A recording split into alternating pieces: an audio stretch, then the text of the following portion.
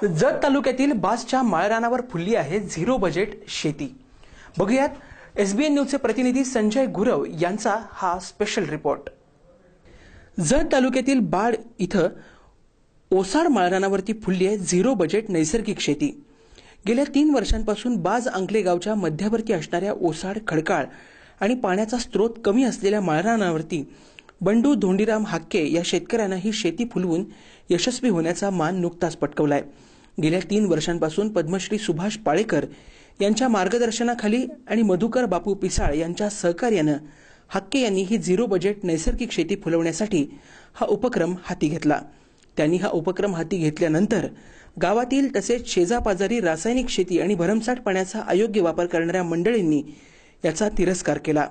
मात्र या उपक्रमात यश मिळाल्यानंतर बंडू हक्के यांच्या झिरो बजेट नैसर्गिक शेतीला पाहण्यासाठी आसपासच्या गावातील शेतकऱ्यांनी रांग लावलेली आहे। गेले 2 ऑक्टोबर 2014 पासून मी झिरो बजेट नैसर्गिक शेती करतोय।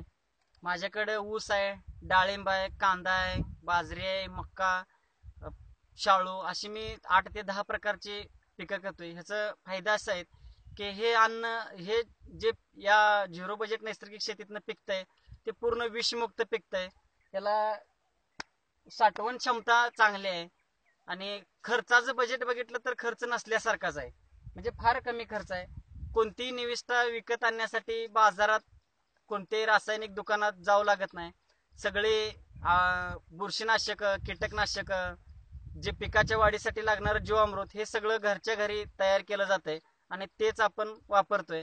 त्याला जे भांगलन खर्च आहे ते पण लागत नाहीये, कोणत्याही प्रकारची मशागत नाहीये।